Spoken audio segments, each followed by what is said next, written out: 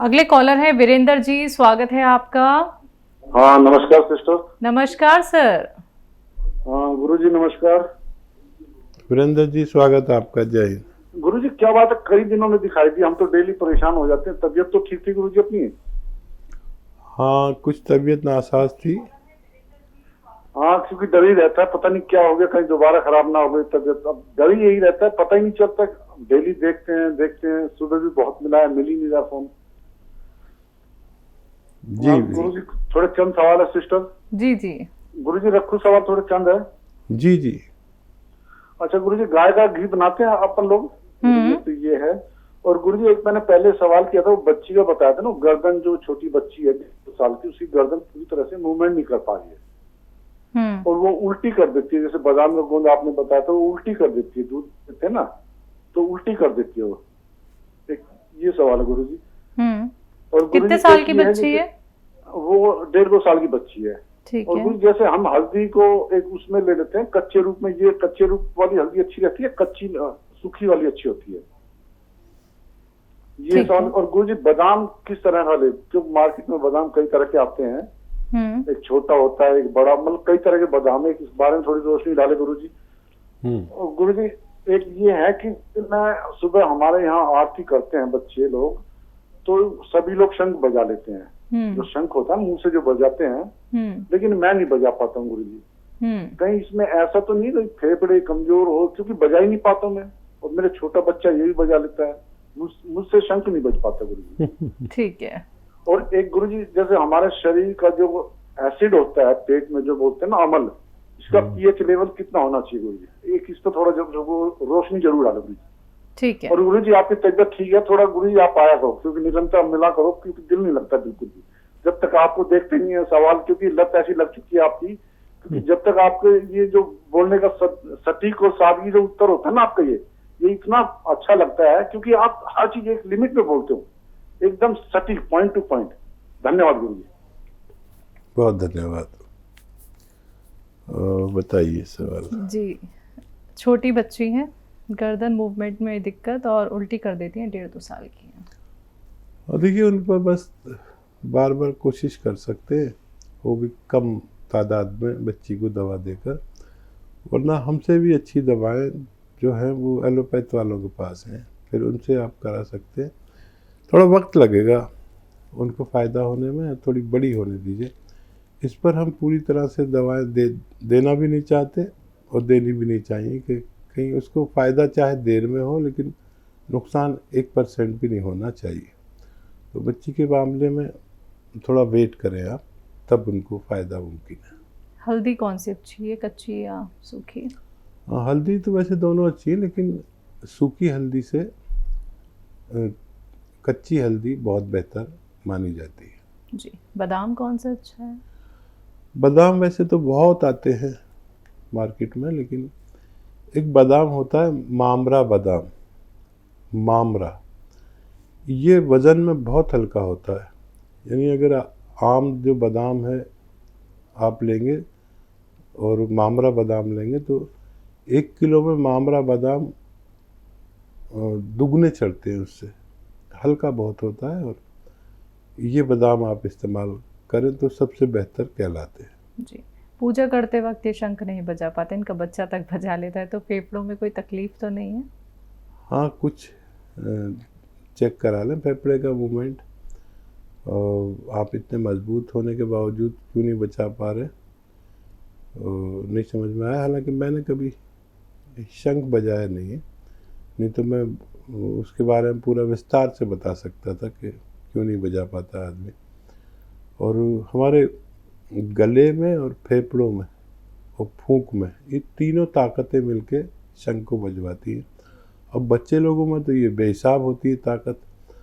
बच्चों में और जवानों में ताकत बेहिसाब होती है, अकल बहुत हिसाब किताब से होती है, बहुत कम होती है। बड़ी उम्र के लोगों में ताकत चाहे कम हो जाए, लेकिन अकल और तजर्बे उनके बहुत कामयाब होते हैं।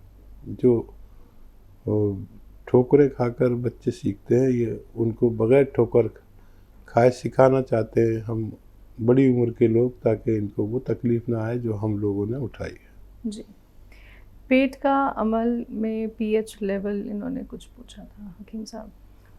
हाँ, देखिए इन्फेक्शन का अगर आप लेवल पूछ रहे हैं तो वो 10,000 होना चाहिए।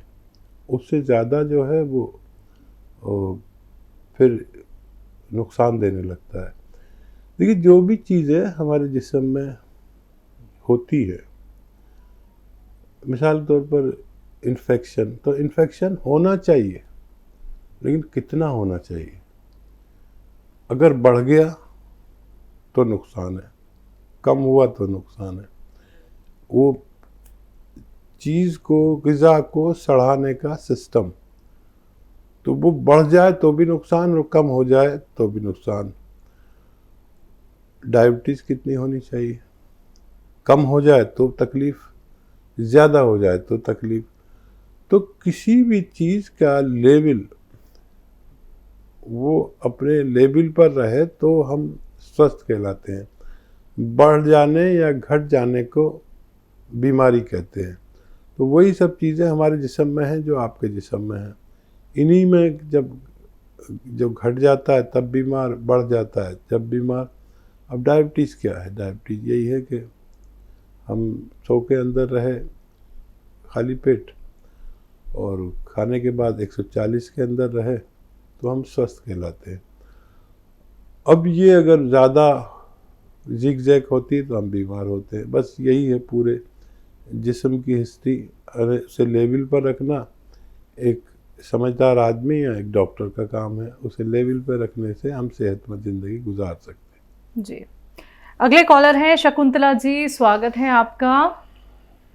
जी, मैंने एक तो एक्सरा कराया है कड़िया का। ठीक है।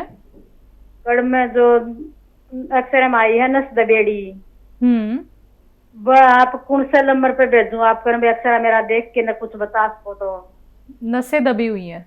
हाँ, नसें दबी हुई है ये एक साइड की एक्सरे में। ठीक है। कहाँ की? पैरों की ना मैम? या कड़िया रीढ़ डली हड्डी की नाड़ियों में दे सकन है। कमर की ना? हाँ, कमर की। ठीक हाँ। है। अच्छा, भेजने की ज़रूरत नहीं है, बिल्कुल आपने बता दिया, डॉक्टर ने बता दिया और मैंने सुन लिया, बस काफ़ी है। अब आपको दवा करनी है इसकी। दवा क्या है? धनिया आपके किचन में, आधा चम्मच धनिया और गोंद सिया आधा ग्राम, काला गोंद असली लेना, नकली बेहिसाब मिल रहा है। असली गोंद सिया ले लें, आधा ग्राम गोंद सिया और आधा चम्मच धनिया का पाउडर खा लें, पानी पी लें या दूध पी लें। नाश्ते के बाद खाना है और रात को खाने के बाद खाना है। आधा आधा ग्राम खाइए और स्वस्थ हो जाइए। वेस्टर्न टॉयलेट यूज़ कीजिए, झाड़ू पोंछा बिल्कुल ना करें। हो सकता है आप ये गाय भैंसों का काम करते हो, आपकी लैंग्वेज से तो ऐसा लग रहा है कि आप बहुत मेहनती हैं। तो मेहनत का काम छोड़कर ये दवाएं खाएं और स्वस्थ हो जाएं। बहुत जल्दी आपको फ़ायदा मुमकिन है। जी। बलबीर जी हैं नेक्स्ट कॉलर, स्वागत है आपका।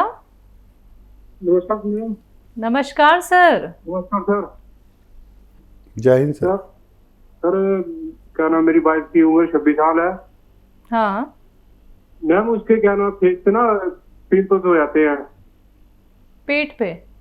नहीं, फेस पे। हाँ जी मैम। ठीक है, ठीक। 26 साल उम्र है, पिंपल्स हो जाते हैं फेस पे। और देखिए पिंपल्स भी अजीब है। अगर ये बच्चियों को तो बहुत ही ज़्यादा परेशान करते हैं और चेहरा अजीब लगने लगता है और वो इतने परेशान रहते हैं यहाँ तक कि दिमाग पे भी असर पड़ जाता है। लेकिन एक ऐसा नुस्खा है जो इनके पिंपल्स को अच्छा कर दे। तो देखिए पिंपल्स होते क्यों है? हमारे खून की गर्मी या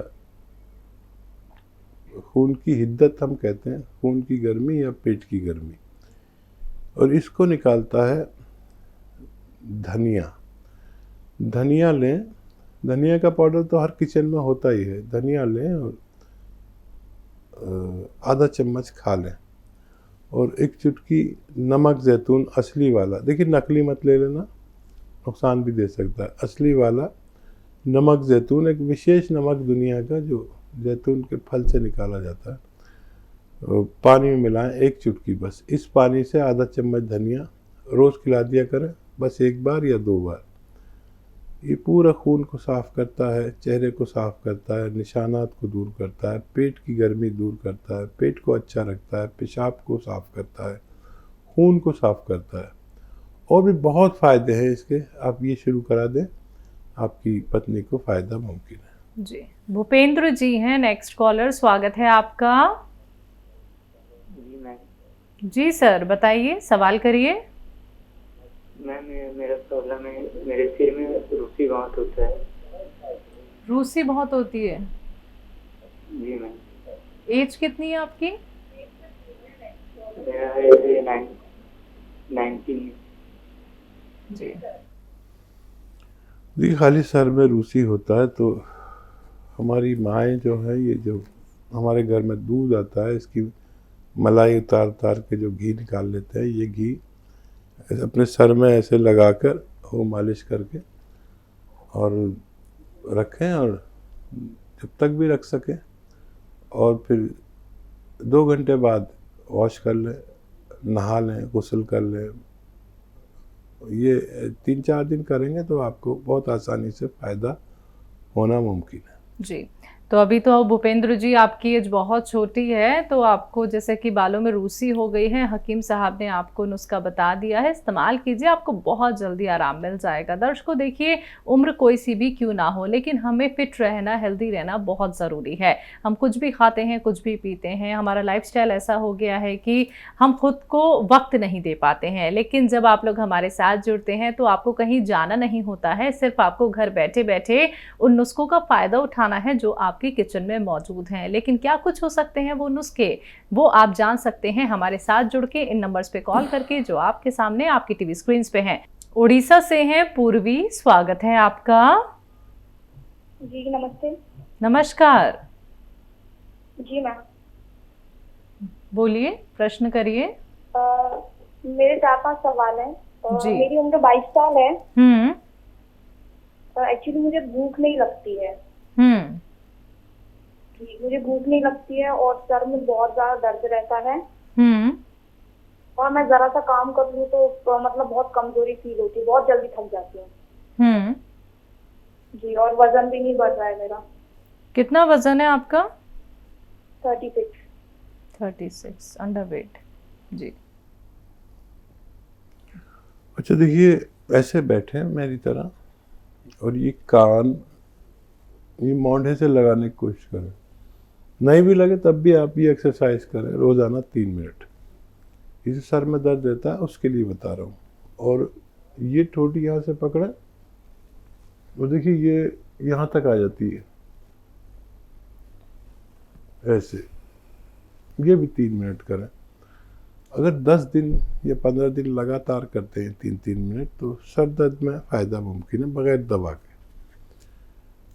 अब आप अंडर एज हैं और वज़न नहीं बढ़ता है तो उसके लिए एक बड़ा अच्छा नुस्खा है। सौंफ और धनिया, ये ऐसा 100 ग्राम ख़रीदें और पाउडर यानी चूरन बना के रख लें।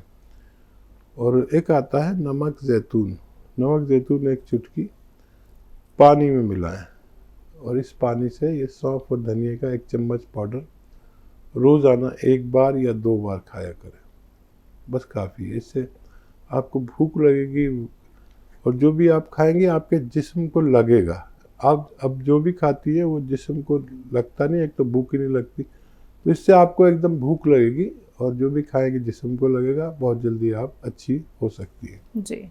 फरजाना है इंदौर से, स्वागत है आपका। जी मैम। जी मैम, बताइए। जी सर, नमस्ते मैम। जी सर नमस्कार। से बात करनी थी। अस्सलाम वालेकुम सर। वालेकुम। सर मुझे ये पूछना था कि मेरी बेटी है एक मायशा 10 साल की, अभी वो 16 मार्च को 10 साल की कंप्लीट हो जाएगी। तो सर मैम उसकी हाइट नहीं बढ़ रही सर, उसकी जो क्लास के बच्चे हैं और वो काफी छोटी है उसकी हाइट।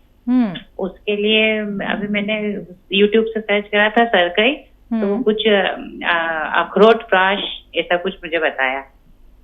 तो सर मैं कैसे क्या दूं, आप मुझे सजेस्ट करें कि मेरी बेटी की हाइट के लिए मैं क्या करूं। और सर मेरा बेटा है वो 14वें साल में चल रहा है, दोनों को ही हाइट को लेकर मुझे मैटर है, तो आप कुछ मुझे बताएं सर मैं क्या करूं। ठीक, देखिए अखरोट प्राश ले तो आधा से 1 चम्मच तक दे सकते हैं दिन में 1 बार। बच्ची को आधा चम्मच और बच्चे को 1 चम्मच 2 बार भी दे सकते हैं। और वैसे इसके लिए मैं ये भी बताता हूँ कि गौन मोरिंगा सफ़ेद, असली वाला गौन मोरिंगा सफ़ेद असली ही लें और 1-1 ग्राम दोनों को दूध के साथ, पानी के साथ या नारियल पानी के साथ सबसे बेहतर है ये दे दिया करें, इंशाल्लाह उनको फ़ायदा मुमकिन है।